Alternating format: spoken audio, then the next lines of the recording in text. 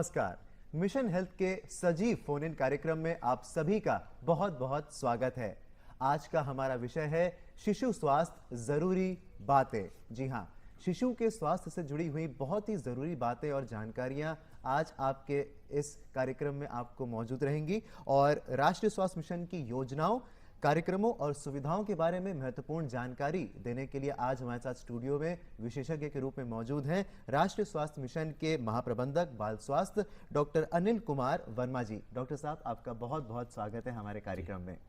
आप भी डॉक्टर साहब से सीधे सीधे बात कर सकते हैं, उनसे अपनी जानकारी प्राप्त कर सकते हैं और अपने सवाल भी पूछ सकते हैं। और इसके लिए हमारे फ़ोन नंबर्स अब हमारे साथ मौजूद हैं, तो हमारे फ़ोन नंबर्स नोट कर लीजिए।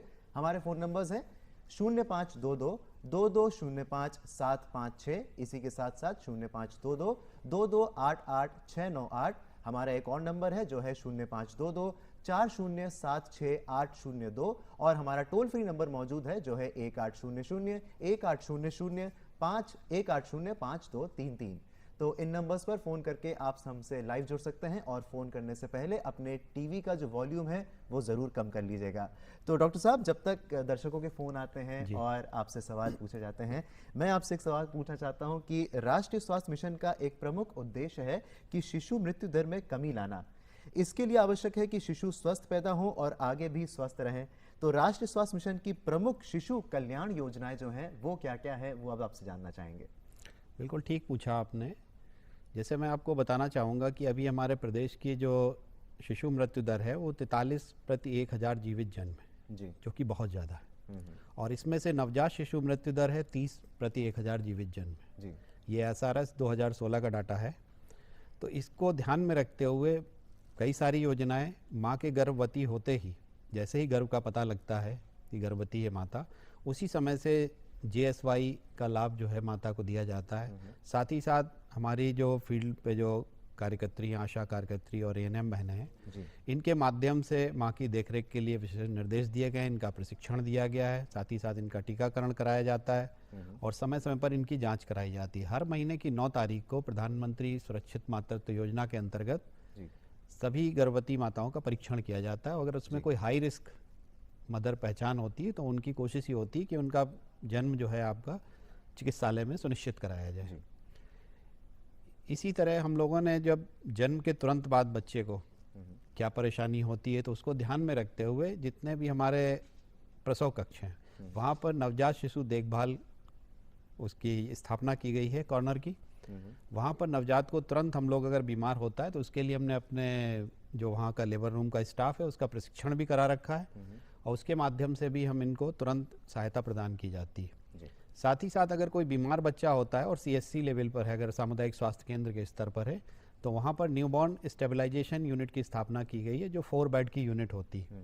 वहाँ भी नवजात को तुरंत जो स्टेबलाइज करने के बाद अगर ज़रूरत पड़ती है तो हार्ट सेंटर पर हम लोग 102 की सुविधा हमारे 1 साल तक के बच्चों के लिए उपलब्ध है, उसके माध्यम से हम उच्च केंद्रों पर भेजते हैं। साथ ही साथ जिला स्तरीय और मेडिकल कॉलेज स्तर पर हमारे सिक न्यूबॉर्न केयर इकाइयाँ ये क्रियाशील हैं। इसमें हम अपने बीमार नवजात शिशुओं को सारे जो है इलाज की सुविधा उपलब्ध कराई जाती है। डॉक्टर साहब, इसी के साथ साथ कंगारू मदर केयर कार्यक्रम जो शिशु कल्याण के लिए राष्ट्रीय स्वास्थ्य मिशन द्वारा चलाई जाती है, इसके बारे में आपसे जानना चाहेंगे। देखिए, कंगारू मदर केयर एक ऐसी पद्धति है जिसमें बच्चे को माँ के सीने से लगा करके, आजकल कंगारू मदर केयर ही नहीं, इसमें घर के अन्य सदस्य भी इसका दे सकते हैं बच्चे को गर्म रखने के लिए, हाइपोथर्मिया से बचाने के लिए। और स्पेशली हमारे 2 किलो से नीचे वाले जो बच्चे हैं उनको लगा के रखने से उनको गर्मी भी शरीर की मिलती है, दूध भी उनका माँ का जल्दी मिलता है और साथ ही साथ उनकी प्रोग्रेस अच्छी होती है और मृत्यु दर में एक कमी लाई जा सकती है। तो इसको देखते हुए हम लोगों ने अभी अपने जितने भी सिक न्यूबॉर्न केयर इकाइयाँ जो जिला स्तर पर और मेडिकल कॉलेजों में हैं, उसी से संबद्ध ये कंगारू मदर केयर इकाइयाँ भी हम लोगों ने स्थापित की हैं और चरणबद्ध रूप से इनको बढ़ा रहे हैं, जो भी सभी स्तरों पे हमारी चल रही। साथ ही साथ फील्ड लेवल वर्कर्स को भी, जो बच्चे यहाँ से डिस्चार्ज होकर जाते हैं, कम वजन के होते हैं, फॉलोअप करके कंगारू मदर केयर को बढ़ावा दिया जा रहा है। कंगारू मदर केयर में एक इम्पॉर्टेंट ये है कि केवल सीने से लगा लेना कुछ देर के लिए इम्पॉर्टेंट नहीं है, लंबे समय तक उसे लगा के रखने से ही इसका लाभ मिलता है और इसमें घर वालों का सहयोग बहुत जरूरी होता है। जी, तो ये हमने कंगारू शिशु केयर जो कार्यक्रम है उसके बारे में हमने जाना। डॉक्टर साहब, एक और बात है जिस पर बहुत ज़्यादा जोर दिया जा रहा है और वो है माँ द्वारा शिशु को स्तनपान कराने पर। तो अब आपसे जानना चाहेंगे कि शिशु के विकास के लिए कितना ज़रूरी है स्तनपान? देखिए, स्तनपान जितना बच्चे के लिए ज़रूरी है उतना ही माँ के लिए भी ज़रूरी है। जहाँ तक बच्चे को लाभ है उसका एक पूर्ण आहार होता है, जो हम लोग कहते हैं कि शुरुआती दूध मिला उसको पूर्ण एक टीकाकरण भी होता है, और साथ ही साथ इसमें जो डेवलपमेंट के लिए जितने भी तत्व चाहिए, अगर बच्चा प्रीमेच्योर है या लो बर्थ वेट है तो उसी के हिसाब से माँ को दूध आता है। अगर ज़्यादा बच्चे हैं, 2 बच्चे अगर एक साथ पैदा हुए तो उसको भी दूध उसी की मात्रा के हिसाब से पैदा होता रहता है। और जो इसका मेंटल डेवलपमेंट है उसमें देखा गया कि जिन बच्चों को माँ का दूध दिया जाता है उनका मानसिक विकास अच्छा होता है और परफॉर्मेंस उनकी फ्यूचर में देखिएगा, एजुकेशनल परफॉर्मेंस और ओवरऑल परफॉर्मेंस बहुत अच्छी होती है। माँ के साथ बच्चा रहता है तो एक सिक्योरिटी भी फील होती है। जी, बिल्कुल, इस पे हम लौट कर आएंगे और इस पे अधिक बातें जानेंगे, लेकिन हमारे साथ पहली कॉलर हमारी मौजूद हैं, तो आइए उनकी भी बात जान लेते हैं, उनके प्रश्न जान लेते हैं। मथुरा से प्रतिज्ञा जी हमारे साथ मौजूद हैं, तो आइए उनसे बात करते हैं। हेलो डॉक्टर साहब, नमस्कार। नमस्कार। हमारा सवाल आपसे ये है कि अगर किसी बच्चे को दस्त हो रहे हैं तो उसका कारण अपच है या फिर डायरिया है, इसको कैसे पहचाना जाए? देखिए, जहाँ दस्त की बात, अगर आप नवजात शिशु की बात करेंगे तो अगर केवल माँ का दूध बच्चा पी रहा है, बाहर से उसे कुछ नहीं दिया गया, जो देना भी नहीं चाहिए, तो सामान्य रूप से जितनी बार बच्चा दूध पिएगा उतनी बार फटा हरा पीला सा दस्त हो सकता है जी। लेकिन अगर बच्चे में अचानक उसकी फ्रीक्वेंसी में चेंज हो जाए जो उसको नॉर्मली हो रही है, या बहुत बड़ा स्टूल करने लगे, तो हमें उसमें ध्यान देने की ज़रूरत होती है कि ये दस्त की वजह से। अदरवाइज ये सामान्य प्रक्रिया होती है। और साथ ही साथ हमें ये भी देखना चाहिए कि बाहर से तो नहीं बच्चे को कुछ दिया जा रहा है, तो इस चीज़ का ध्यान रखना होता है। तो डॉक्टर साहब, हम इससे पहले बात कर रहे थे कि स्तनपान किस हद तक ज़रूरी है और क्यों इतना ज़्यादा जोर दिया जा रहा है, तो एक बार फिर से आपसे यही बात जानना चाहेंगे जो आप कह रहे थे। हाँ, जहाँ पर हम लोग जारी कर रहे थे कि स्तनपान की बच्चे के लिए लाभ है, उसका जो डेवलपमेंट होता है, उसकी जो ग्रोथ होती है, मेंटल डेवलपमेंट होता है, ये बहुत ही इंपॉर्टेंट होता है किसी भी बच्चे के लिए। और साथ ही साथ बहुत सारी बीमारियों से भी बचाव होता है बच्चों में भी। जैसे जो बच्चे ब्रेस्ट फीडिंग करते हैं उनमें देखा गया कि डायबिटीज़, हाइपरटेंशन, इन सारी चीज़ों का फ्यूचर में भी चांसेस कम होते हैं जी। दूसरा ये है कि माँ को बहुत सारे लाभ होते हैं, माँ को भी एक सेटिस्फेक्शन मिलता है। दूसरा, इसको ब्रेस्ट इंगॉर्जमेंट वगैरह नहीं होता है जी। साथ ही साथ माँ को ये कहा जाता है कि जो ब्रेस्ट कैंसर है या यूट्राइन या ओवेरियन कैंसर है, इनके भी चांसेस कम होते हैं। दूसरा एक बहुत बड़ा होता है भ्रम हमारे जो आजकल के पढ़े लिखे समाज में है कि दूध पिलाने से जो है हमारा वेट बढ़ता है या फिगर नहीं सीखता, बल्कि इसका उल्टा है जी। माँ को दूध पिलाने से एक्स्ट्रा कैलोरीज यूज़ होती हैं और उसकी वजह से मतलब माँ का फिगर भी मेंटेन रहता है और उसका प्रॉपर वेट गेन जो एक्सेस होता है वो भी नहीं होता है। बस डाइट इसके लिए ज़रूरी होती है। और साथ ही जैसे मैंने बताया कि कई सारे कैंसर्स वगैरह भी ये नहीं होते हैं, तो ये भी एक लाभ मिलता है माँ को भी जी। तो स्तनपान के विशेष रूप से क्या उसमें क्यों ज़रूरी है ये आपने जाना अभी, और भी बहुत सारी बातें हैं जो कार्यक्रम में मौजूद हैं, उनसे ज़रूर जुड़ेंगे, जानेंगे बहुत सारी बातें, लेकिन फिलहाल लेते हैं एक छोटा सा ब्रेक। ब्रेक के बाद स्वागत है आपका हमारे मिशन हेल्थ के सजीव फोन इन कार्यक्रम में। और आज हम बात कर रहे हैं शिशु स्वास्थ्य के बारे में और ज़रूरी बातें जान रहे हैं। और स्टूडियो में हमारे साथ मौजूद है महाप्रबंधक शिशु स्वास्थ्य डॉक्टर अनिल कुमार वर्मा जी। तो सर, हम बहुत सारी बातें जान रहे हैं आपसे और इसी सिलसिले में एक फ़ोन कॉल हमारे साथ फिर से मौजूद है, तो आइए जान लेते हैं उनका सवाल। लखीमपुर से हमारे साथ जुड़ी हुई हैं। हेलो हेलो, आपका बहुत बहुत स्वागत है जी। धन्यवाद सर। मैं ये पूछना चाहती हूँ कि सामान्य तौर पर हम ये कैसे जान सकते हैं कि कोई छोटा बच्चा है, यदि वो रो रहा है तो वो भूख के कारण रो रहा है या उसको कोई बीमारी है या कोई तकलीफ हो रही है जिसकी वजह से वो रो रहा है? बहुत अच्छा प्रश्न है आपका। देखिए, अगर भूख की वजह से बच्चा रोता है तो अगर आप वो फीड करेगा, उसको प्रॉपर अगर ब्रेस्ट फीडिंग मिलेगी तो बच्चा अपने आप शांत हो जाएगा और मन लगा के दूध पीता रहेगा। और जब पेट भर जाएगा उसका तो बच्चा शांत हो जाएगा। लेकिन अगर किसी बीमारी की वजह से होगा तो आप दूध पिलाते रहिए, बच्चा दूध नहीं पिएगा और लगातार रोता ही रहेगा। साथ ही साथ उसको देखेंगे कि उसके चेहरे पे भी आप देखेंगे कि जब रो रहा होता है तो एक जब बच्चा आपका दूध के लिए रोता है तो एक अलग सी फीलिंग होती है कि लगता है कि माँ का दूध मिल जाए और जैसे वो देख करके उसको शांत होने लगता है। लेकिन अगर बीमार बच्चा होगा और किसी कारण से रो रहा होगा तो इसमें आपको 2-3 चीज़ें ध्यान रखना चाहिए। एक तो ये है, कई बार दूध पिलाने के बाद बच्चे बहुत ज़्यादा रोते हैं, उसमें होता है उसको डकार नहीं आती है और वह गैस होती है हमारे जो पेट में चली जाती है हवा, उसकी वजह से होता है। कई बार है अगर बच्चा अगर लेटरिन या पॉटी कर देता है या यूरिन पास कर देता है और आपने ये लगा रखा है जो उसकी नैपी नहीं चेंज की है, तब भी बच्चा बहुत ज़्यादा रोता है। साथ ही साथ उसके कान में दर्द भी कई बार होता है, इनकी वजह से भी रो सकता है, या बच्चा नाक बंद हो, दूध नहीं पी पा रहा है, तब भी रो सकता है। ये कुछ कॉमन कारण हैं, इन पे भी हमें ध्यान देने की ज़रूरत होती है। और बाकी आप जो अभी बात कर रहे थे कि एक अभी हम लोग आगे भी कह रहे थे कि डायरिया और निमोनिया भी एक ब्रेस्ट फीडिंग कराने से हमारे बहुत ज़्यादा रुकता है, जैसे आपने पूछा। तो उसमें कई बार होता है कि डायरिया भी हमारा, जैसे इसमें अगर बाहर से दूध दे रहे हैं तो आपका बढ़ जाता है, तो ब्रेस्ट फीडिंग में इससे भी बचते हैं। तो बहुत ज़्यादा जब डायरिया होता है तो मूवमेंट बढ़ जाता है, तो पेट में दर्द भी होता है बच्चे के, इसकी वजह से भी बच्चे काफ़ी रोने लगते हैं। जी, तो सर अभी आपने डायरिया निमोनिया जैसी बीमारियों की बात करी थी। बच्चों को अमूमन ये बीमारियां होती रहती हैं, तो राष्ट्रीय स्वास्थ्य मिशन की ओर से ऐसे कौन कौन से कार्यक्रम इसमें बचाव के लिए या इलाज के लिए चलाए जा रहे हैं, ये आपसे जानना चाहेंगे। देखिए, बचाव के लिए एक सबसे बड़ा तो कारण यही है कि हम लोग ब्रेस्ट फीडिंग को जो प्रमोट करते हैं, उससे निमोनिया और डायरिया होने के चांसेस और बच्चे के बीमार होने के चांसेस बहुत कम हो जाते हैं, क्योंकि सबसे सेफ है माँ का दूध, इन्फेक्शन के चांसेस नहीं होते हैं।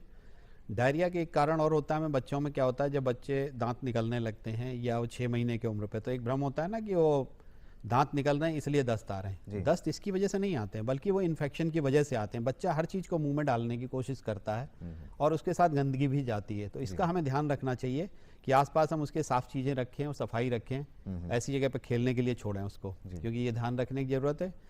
साथ ही साथ जो बॉटल फीड वगैरह ये अवॉइड करना चाहिए, इससे भी निमोनिया के चांसेस बहुत ज़्यादा बढ़ते हैं। जी डॉक्टर साहब, इसी के साथ साथ बहुत सारी ऐसी सुविधाएं भी आ गई हैं जिससे बचाव के ऊपर बहुत ज़्यादा केंद्रित करके लाया जा रहा है। तो इस मामले में टीके बहुत सारे ऐसे आते हैं जो बच्चों को शुरुआत से ही लगाए जाते हैं, तो इन टीकों के बारे में, इन सुविधा के बारे में आपसे जानना चाहेंगे।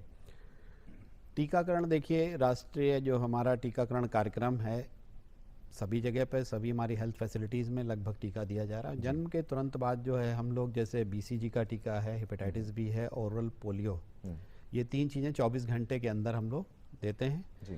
उसके साथ ही साथ अभी पिछले वर्ष से हम लोगों के यहाँ पेंटावेलेंट वैक्सीन भी लगने लगी। उसमें 5 बीमारियों के लिए बचाव किया जाता है, डिप्थीरिया, पर्ट्यूसिस, टेटनस और हेपेटाइटिस बी और हिब, जो कि मतलब अर्ली स्टेज में हमारा जो चेस्ट में इन्फेक्शन और ब्रेन में इन्फेक्शन होता है, इसके लिए है। साथ ही साथ अब इंजेक्टेबल पोलियो भी हमारे यहाँ लगाया जा रहा है, जिसकी फ्रैक्शनल डोज होती है, 2 डोजेज लगाई जाती हैं, 1.5 महीने और 3.5 महीने पे लगाई जाती है।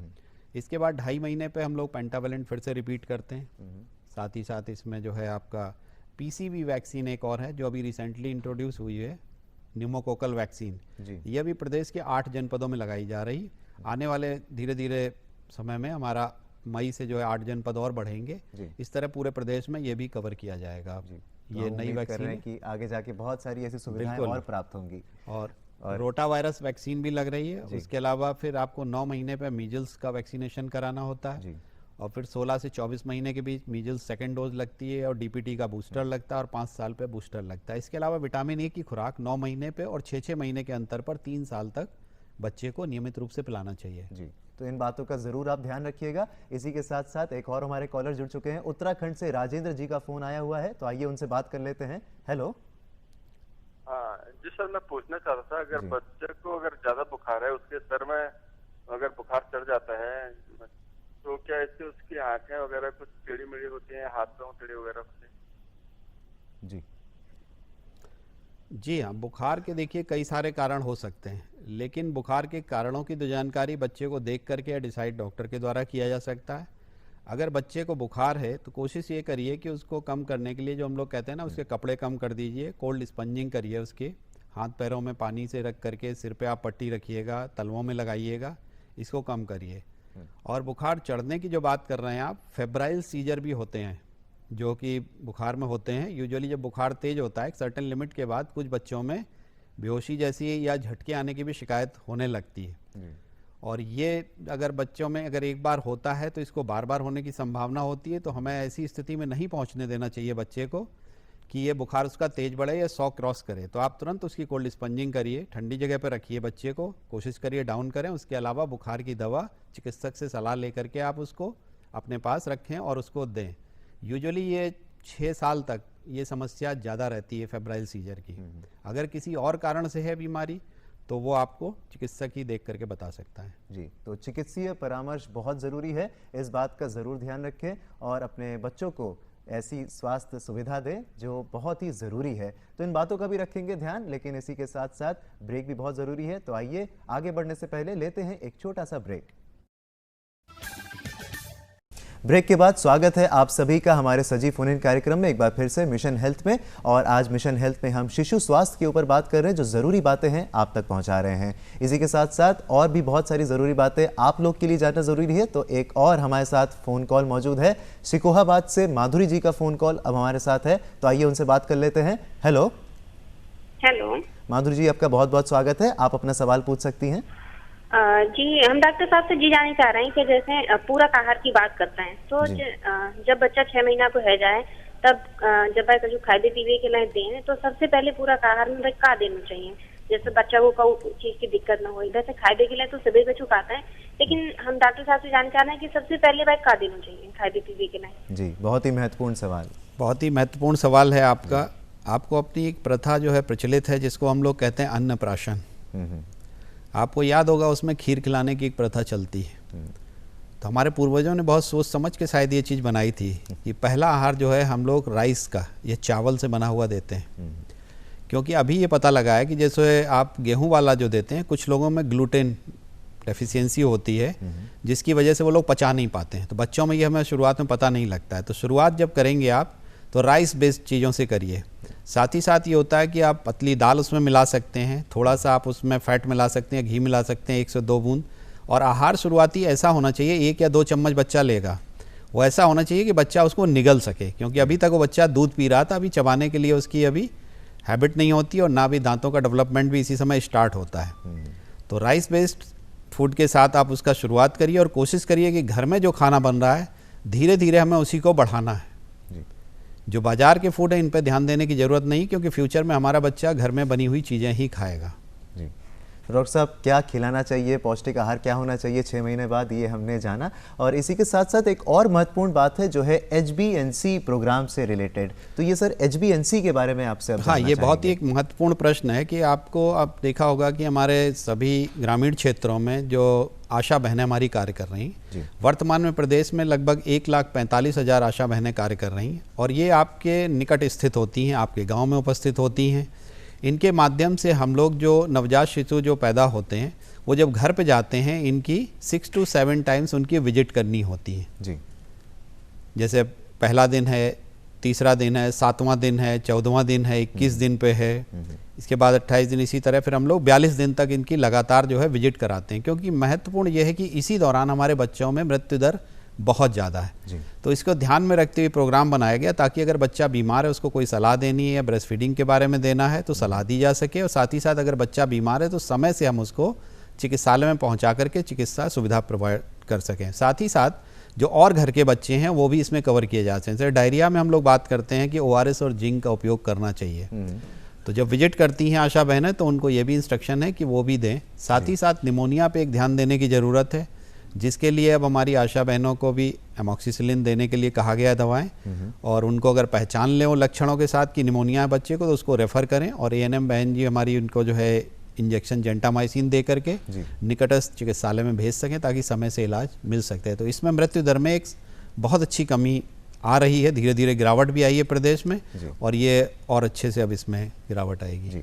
डॉक्टर साहब, इसी के साथ साथ नवजात से लेकर 2 महीने तक के जो बच्चे होते हैं उनमें सेप्सी मैनेजमेंट स्कीम एक चलाई जाती है, इसके बारे में आपसे जानना चाहेंगे। अब जैसा अभी मैं बात कर रहा था, एक्चुअली ये प्रोग्राम जो है सेप्सिस मैनेजमेंट का थोड़ा नया प्रोग्राम था, पिछले वर्ष से हम लोगों ने इसको ज़्यादा फोकस किया है जी। इसमें ये है कि पहले बच्चों में ये पता नहीं लगता था कि क्या बीमारी है। अभी ये कहा जाता है कि हमारी ANM बहनों को इंजेक्शन जेंटामाइसिन लगाने का एक गवर्नमेंट ऑफ इंडिया की तरह से ऑथराइज किया गया है जी। तो अब ये है, उनको हम लोगों ने गाइडलाइन जारी कर दी है, उनका प्रशिक्षण भी चल रहा है। तो इसमें बच्चे को ये है कि 1 डोज लगाने के बाद इसको फिर रेफ़र करना होता है। अगर बच्चा मुंह से ले सकता है तो उसमें मुंह से भी दवा देने के लिए एमॉक्सिसिलिन कहा गया है जी। तो ये बहुत ही महत्वपूर्ण है, क्योंकि इससे समय से हम इसको डोज दे करके नियर बाई हेल्थ फैसिलिटी में रेफ़र करते हैं। तो हमारे पास जो रेफरल टाइम होता है वो अगर इन्फेक्शन है तो उससे बचाव के लिए हम एक डोज दे देते हैं, तो हमारे बच्चे के बचने के चांसेस बढ़ जाते हैं जी। तो ये बहुत ही महत्वपूर्ण प्रोग्राम है।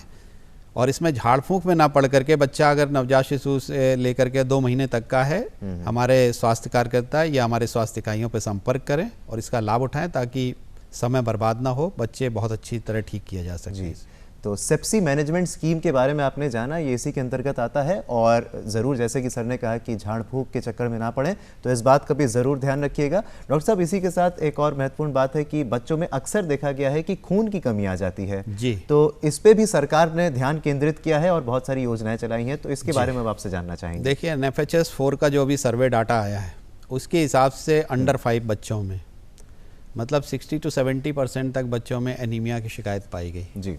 साथ ही साथ हमारे इसमें वर्म इन्फेस्टेशन बहुत इंपॉर्टेंट है, उससे भी एनीमिया के चांसेस बढ़ते हैं, मतलब कृमि जो पाए जाते हैं बच्चों के, कीड़े हो जाते हैं पेटों में। इसके लिए भी कार्यक्रम चल रहा है। तो 6 महीने के अंतराल पर हम लोग नेशनल डीवर्मिंग डे के माध्यम से हर 6 महीने के अंतराल पे स्कूलों के माध्यम से और आपके आंगनवाड़ी केंद्रों के माध्यम से ये जो है बच्चों को खिलाई जा रही है, डीवर्मिंग की गोलियाँ दी जाती हैं।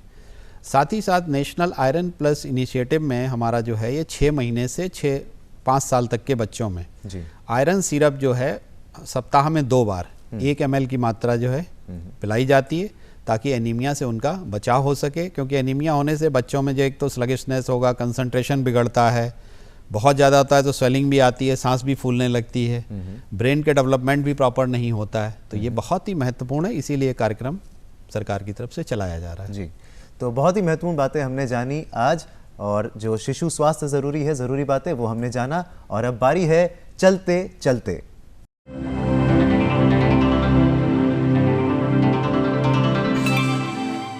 तो चलते चलते हम एक सवाल आपसे पूछते हैं और उसका सही प्रश्न देकर आप भी यहाँ पर आ सकते हैं, हमारे कार्यक्रम में शामिल हो सकते हैं। तो आइए पूछ लेते हैं आज का सवाल। आज का सवाल है, स्तनपान करने वाले नवजात को पूरक आहार किस उम्र से देना चाहिए? सवाल एक बार फिर, स्तनपान करने वाले नवजात को पूरक आहार किस उम्र से देना चाहिए?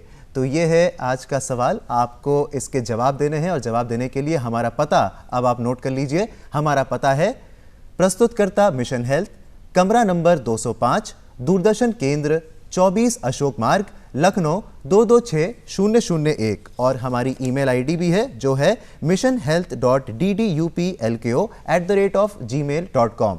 तो इस पर आप अपने सारे जो उत्तर हैं वो भेज सकते हैं और सही उत्तरों में से ड्रॉ ऑफ लॉट्स चुना जाएगा। डॉक्टर साहब, आपका बहुत बहुत धन्यवाद हमारे इस कार्यक्रम में शामिल होने के लिए।